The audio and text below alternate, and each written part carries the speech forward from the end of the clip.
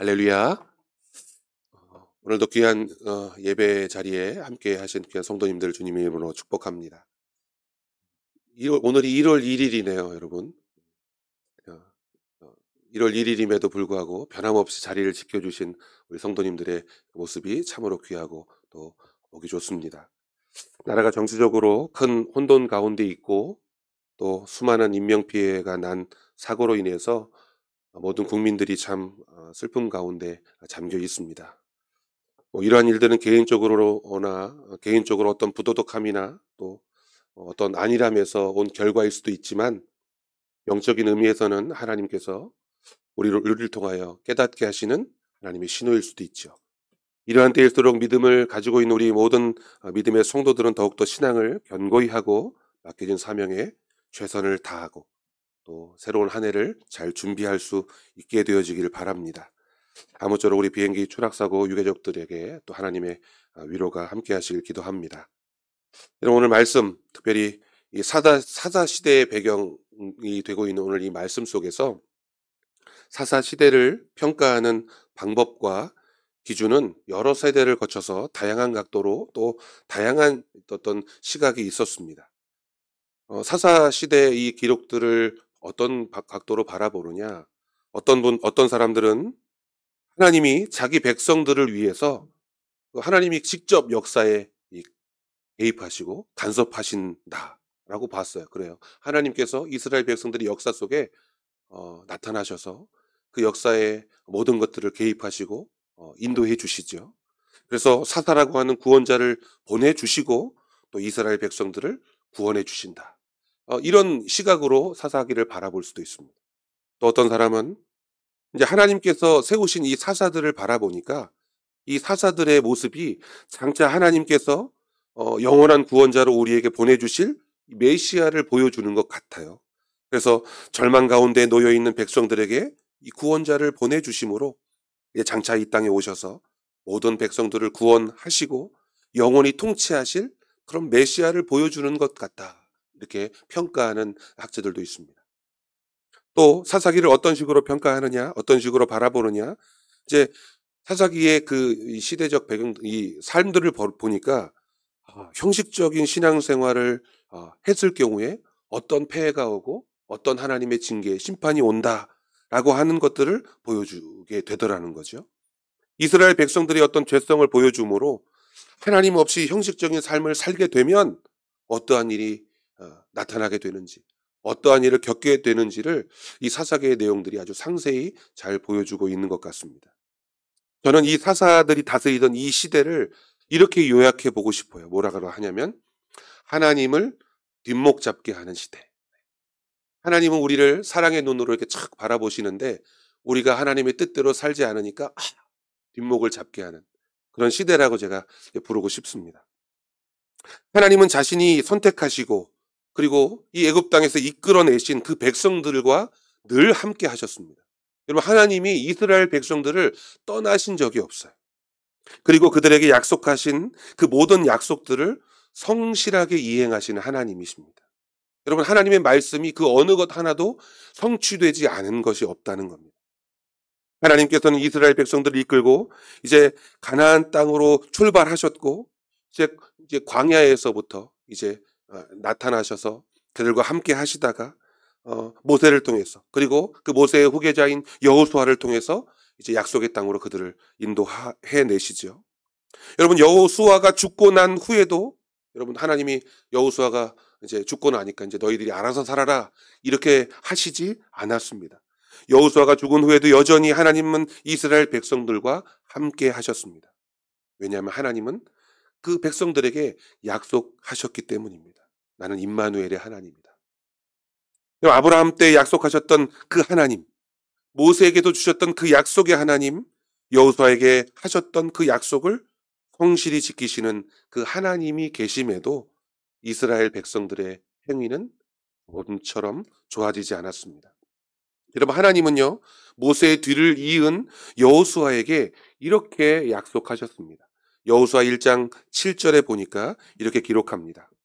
오직 강하고 극히 담대하여 나의 종 모세가 내게 명령한 그 율법을 다 지켜 행하고 우로나 좌로나 치우치지 말라. 그리하면 어디를 가든지 형통하리니. 하나님을 신뢰하고 하나님께서 하신 그 말씀대로 여러분 순종하면 형통하리라라는 약속을 이스라엘 백성들에게 주셨습니다. 너무나도 간단하죠. 말씀을 지켜 행하면 내가 어디를 가든지 형통하리라라고 하는 정말 이런 그 귀한 말씀을 주셨음에도 불구하고 이스라엘 백성들은 안타깝지만 그런 삶을 살지 못했다는 사실이죠. 여러분, 사사기의 주된 내용은 이스라엘 백성들을 구원하시는 하나님을 담고 있지만, 그래 어떤 외적들이 침입해오고 어떤 나라가 침략해서 이스라엘 백성들을 괴롭게 할 때 우리를 구원해 주신 하나님의 이야기를 담고 있지만, 이제 그걸 뒤집어서 생각해 보면 그 이면에는 반대로 하나님께 불순종함으로 하나님의 징계를 받고 있는 이스라엘을 보여주는 말씀이기도 하다는 거죠. 하나님이 통치하시는 백성, 하나님의 주권을 인정하는 백성들이 그 얻는 복, 여러분 무엇인지 아시겠습니까? 평안이라고 하는 겁니다. 약속 안에서 말씀하셨듯이 바로 늘 그 형통이 보장된 이스라엘 백성들이었단 말이죠. 우로나 좌우로나 치우치지 않으면 네가 어디를 가든지 형통하리라. 그런 하나님의 약속의 말씀이 보장돼 있던 이스라엘 백성들임에도 불구하고 그들은 하나님이 약속하신 그 평안을, 그 형통을 오래 누리지 못했습니다.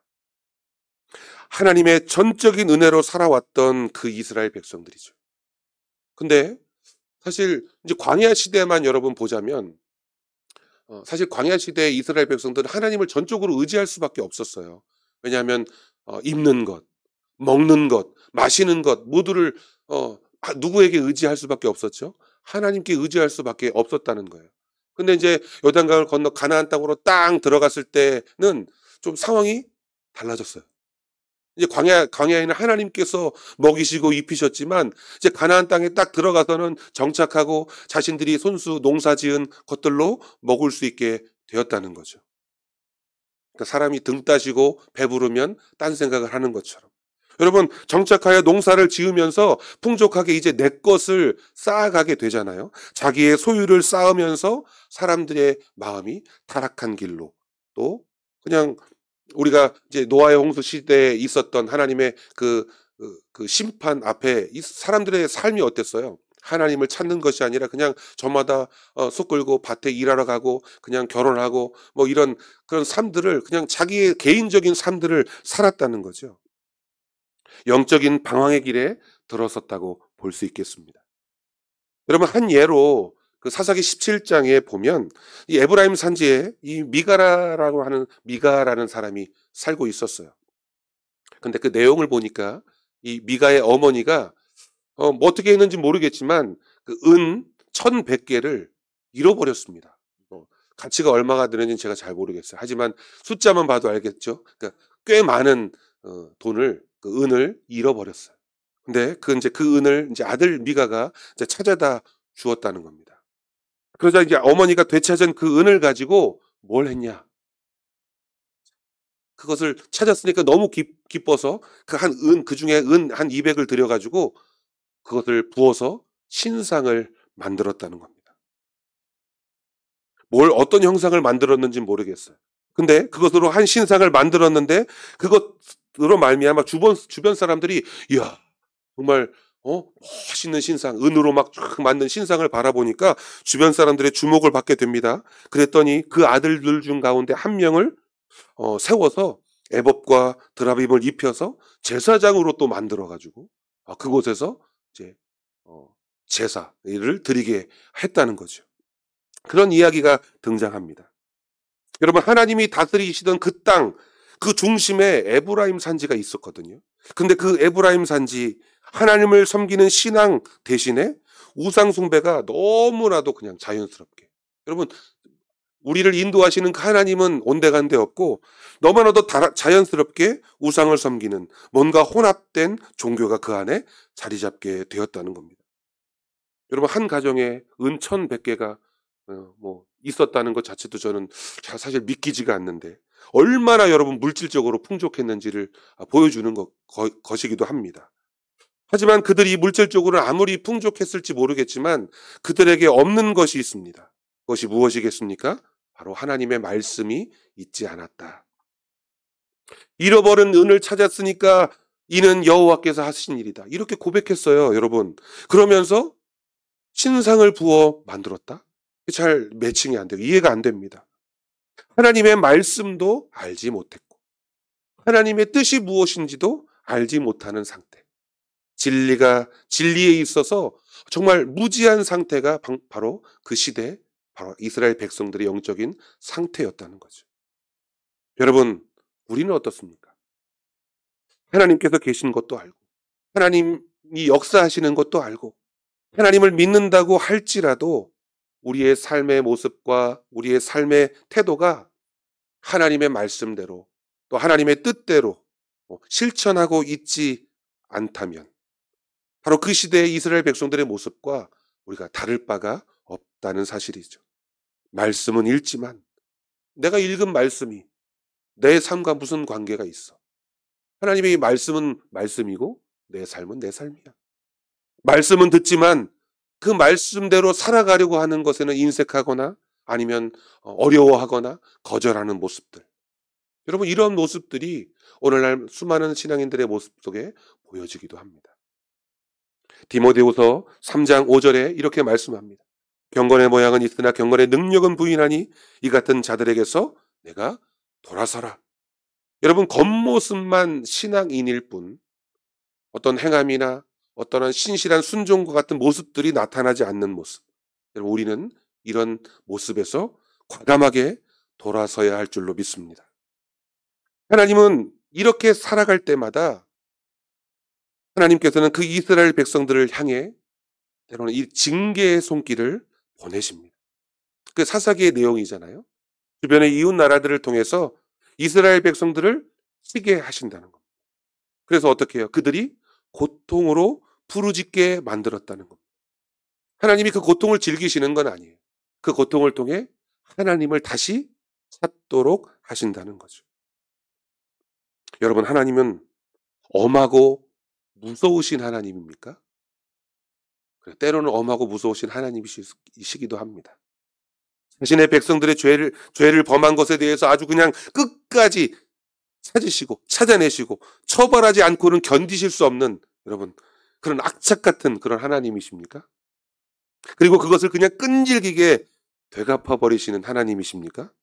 저와 여러분들이 섬기는 하나님은 그런 하나님이 아니신 줄 믿습니다. 이스라엘을 그 책망하시는 그 하나님의 마음을 우리는 후대에 하나님께서 약속하셨던 다윗의 약속 속에서 발견할 수 있습니다. 하나님의 마음은 어떤 마음일까? 전에도 담임 목사님께서 주일과 또 새벽 예배 가운데 설교 가운데 말씀하셨듯이 다윗과 한 약속을 통해서 그 마음을 드러내셨는데 너와 내 자손이 여호와의 율법과 율례와 법도를 잘 지켜 행하면 복을 얻을 것이고 내 아들에게서 아들에게로 이어지는 내가 영원한 나라를 세워주겠다. 하나님이 이렇게 약속하셨거든요. 그러면서 뭐라고 말씀하시냐면 너의 앞전에는 내가 빼앗았는데 이제 그 후로는 내가 너의 후손들은 그것을 빼앗지 않겠다. 라고 말씀하셨다는 거예요. 여러분, 이게 무슨 뜻인 줄 아십니까? 설령 너의 후대에 혹 너와 같이 말씀에 순종하지 않고 잘못된 삶을 살지라도 내가 그들을 좁혀버리거나 내가 그들의 목숨을 걷어가거나 하지 않겠다. 용서하겠다. 설령 내가 회초리를 들어서 내가 그들의 종아리를 때릴 수는 있겠지만 전과 같이 그들을 그 땅에서 그냥 확 다 엎어버리거나 진멸시켜버리거나 아니면 광야에서 죽어간 그 이스라엘 백성들처럼 그렇게 엎드려져 죽게 하지 않고 그들을 용서하고 그들을 바른 길로 인도해 주겠다. 여러분, 이게 그 하나님의 약속이에요. 우리가 얼마나 따뜻한 마음을 가지고 있는 그런 하나님을 섬기고 있는지를 우리는 믿어야 할 줄로 믿습니다. 저와 여러분이 믿고 의지하는 하나님은 인자와 자비로 우리를 바라보시고 우리를 도우시는 하나님이신 줄 믿으시기를 간절히 축원합니다. 오늘 사무엘 앞에 백성들이 찾아왔어요. 그리고 강력하게 요구합니다. 뭐라고 요구하냐면 자신들에게 왕이 없다는 거예요. 왕이 없으니까 우리도 주변의 다른 나라들처럼 왕을 좀 주십시오. 누구에게 요구하고 있냐면 사무엘에게 요구하고 있어요. 사실 사무엘에게 요구하고 있지만 하나님께 요구하는 거죠. 여러분 물론 사무엘이 예전처럼 그렇게 각 지역들을 돌면서 이제 순회하면서 각 지파들을 다스리고 그 지파들 가운데 잘못된 부분이 있으면 그들을 책망하고 말씀으로 인도해 줬었는데 이제 사무엘이 늙어 가지고요. 늙어서 전처럼 그렇게 행할 수 없게 되었고 그래서 그 아들들을 사사로 세워서 각 지역으로 보냈더니 그 아들들이 이 사무엘의 예전의 행위대로 따르지 않았다라고 8장 1절부터 기록하고 있습니다. 그들이 불법을 저지르는 거예요. 그들을 재판장으로 세웠는데 자꾸 이게 돈을 받고 그 재판을 다른 방향으로 판결하고 그러니까 불법을 저질렀다는 거죠. 그 백성들이 그것에 대해서 토로하고 있었는지도 모르겠습니다. 사무엘 당신의 아들들이 이렇게 불법을 행하고 있으니까 이런 사사 제도 말고요. 확실하게 다른 이웃 나라들처럼 강력한 왕을 주십시오. 이렇게 요구하고 있는지 모르겠습니다. 그래서 사무엘이 이 백성들의 요청을 처음 듣고 상당히 큰 실망을 가졌어요. 물론 이것은 자신을 거절하는 백성들의 마음일 수도 있고 좀 더 크게 바라보자면 하나님을 거절하는 거지요. 백성들이 자신을 버린 것 같고 그리고 지금껏 수고하고 고생했던 자신을 인정하지 않는 것 같은 마음도 들었을지 모르겠습니다. 그리고 자신들을 인도해 주시는 그 하나님을 이제 버리는 것 같은 그 백성들을 보고 마음이 정말 견딜 수 없이 힘들었어요. 그럴 때 그런 사무엘에게 하나님께서 말씀하십니다. 사무엘아, 네가 실망할 필요가 없어. 네가 실망할 일이 아니야. 그들이 너를 버린 것이 아니라 나를 버린 거야. 하나님께서 이렇게 말씀하셨다는 겁니다. 사실 이 말씀은 사무엘에게는 위로가 될지 모르겠지만 우리에겐 참 두려운 말씀입니다. 우리가 신앙 공동체 안에서 정말 선포되어지는 하나님의 그 말씀을 듣고 또 그 말씀대로 순종하고 하는 것이 참 바른 신앙이지만 만약 그렇게 말씀대로 살지 못하고 순종하지 않고 하나님을 인정하지 않는다는 것은 하나님은 뭘로 보시겠다는 거예요? 하나님을 버렸다, 여러분. 여러분, 우리가 그렇게 살지 않으면 하나님은 하나님을 버렸다라고 보신다는 겁니다. 사사시대 초기부터 사실 지금 이 사무엘 시대에 사무엘에게 지금 왕을 달라고 요청한 것이 아니라 이미 예전부터 사사시대 초기부터 백성들은 줄곧 하나님을 인정하지 않고 자신들에게 왕을 달라고 요청했었습니다. 사사기 17장 6절에 보면 바로 이렇게 말합니다. 그때에는 이스라엘에 왕이 없었으므로 사람마다 자기 소견에 옳은 대로 행하였더라. 왕이 없어서 그렇다는 거예요. 왕이 없어서. 우리가 이렇게 사는 거, 우리가 이렇게 하나님 앞에 죄 짓는 거, 하나님 왕이 없어서 그랬습니다. 백성들의 마음이었어요. 여러분 사실 생각해 보십시오. 이스라엘에 왕이 없는 것입니까? 이스라엘에는 왕이 없는 것이 아니죠. 하나님께서 그 백성들의 진정한 인도자이시고 왕이심을 그것을 깨닫지 못하고 인정하지 못하고 있다는 사실입니다. 성도 여러분, 하나님은 분명히 계시고 자신이 사랑하는 그 백성들의 삶 속에서 정말 깊숙하게 함께 관계하시길 원하시고 역사하시고 계심에도 우리는 그 하나님의 일하고 계심을 깨닫지 못할 때가 참 많다는 것. 우리는 스스로 말씀을 통하여 반성해 볼 필요가 있습니다. 눈에 보이지 않으니 하나님은 없어. 피부에 느껴지지 않으니 하나님은 일하시는 게 아니에요. 하나님은 계시지 않아 하나님은 없어라고 오해할 수 있습니다. 여러분 오늘날 우리가 신앙생활 하다 보면 하나님이 계신 걸까? 물론 예배에 나와 하나님 앞에 기도하지만 그 기도가 빨리 응답되지 않고 어떤 문제들이 사건들이 빨리 해결되지 않으면 하나님이 계신 걸까라는 의심들이 우리 마음속을 이렇게 파고들 수 있는데 여러분 서두에 말한 것 같이 하나님께서 통치하시는 시대에 정말 백성들의 삶이 풍족했다는 거예요. 여러분 사사시대에 하나님이 탁 광야에 있던 것처럼 구름 기둥과 불 기둥처럼 이렇게 현현하셔서 보여지지 않았어요. 다 이제 가나안 땅으로 들어가면서 다 사라졌죠. 하늘에서 내리던 만나도 이제 그치고 더 이상 없었습니다. 이제 하나님이 계신가라는 것을 확인할 어떤 현상 같은 것이 없단 말이죠. 그래도 하나님은 여전히 이스라엘 백성들과 함께 통치하고 다스리셨다는 거죠. 하나님은 보이시지 않지만 그래도 하나님은 계셨고 그 하나님의 계심으로 일하심으로 말미암아 이스라엘 백성들의 삶이 너무나도 풍족했다는 거예요. 그래서 주변의 다른 나라들이 호시탐탐 이 이스라엘 나라들의 그 풍족함을 시기하고 질투하고 어떻게든 빼앗으려고 했다는 거죠. 근데 그게 불가능했어요. 왜요? 하나님이 계시기 때문이죠. 백성들의 삶이 정말 풍족하고 모든 것들을 누리는 풍요로움 속에 있었습니다. 자신들이 누리고 있는 모든 것, 이 모든 것이 다 하나님의 은혜였습니다. 여러분, 근데 하나님의 개입이, 하나님의 역사하심을 인정하지 않는 순간, 내가 지금 누리고 있는 축복이 하나님으로부터 오는 것이다라고 하는 것을 인정하지 못하는 순간 어떠한 마음이 우리 안에 들어와요? 이건 내가 한 거예요. 모든 것이 자신이 해낸 것이다. 내가 땀 흘렸지. 내가 노력했지. 내가 이뤄낸 거 아니야 라고 하는 착각 속에 빠지게 될 수도 있는 거예요. 그러니 여러분, 하나님의 역사하심, 하나님의 일하심을 인정하는 것이 얼마나 중요한 건지 모르겠습니다. 지금 이스라엘 백성들은 잘못된 착각을 하고 있는 거예요. 하나님은 이미 계시는데도 하나님이 없다 생각하고 자신들의 어떤 계획으로, 자신들의 뜻으로 왕을 요구하고 있는 겁니다. 여러분, 하나님은 우리는 느끼지 못하지만 나라와 나라 사이의 관계들을 조성하셔요. 아말렉이나 암몬이나 모압이나 이런 나라들이 쳐들어오지 못하도록 하나님이 그 백성들을 보호하고 계시다는 거죠. 하늘에서 내리는 비, 새벽에 그들에게 충만히 덮이는 이슬도, 뭐 풍성한 소출을 얻게 하시는 분도 누구십니까? 다 하나님이십니다. 부유한 자나 가난한 자나 모두가 걱정 없이 공평하게 나누어 줄 수 있는 그러한 제도들을 만들어 주신 것도 하나님이시라는 거예요. 여러분, 우리는 이렇게 우리가 누릴 수 있는 평강을 주시는 하나님을 인정하는 신앙을 가져야 할 줄로 믿습니다. 하나님의 통치는 여러분 어떻게 강압적으로 어떤 상하 관계에서 오는 어떤 계급적으로 이렇게 추앙받기를 원하시는 그런 하나님이 아니시라는 거예요. 하나님은 늘 우리와 함께, 때로는 우리의 아버지처럼, 때로는 우리의 친구처럼 우리와 함께 하시기를 원하시는 그런 하나님이신 줄 믿으시기 바랍니다.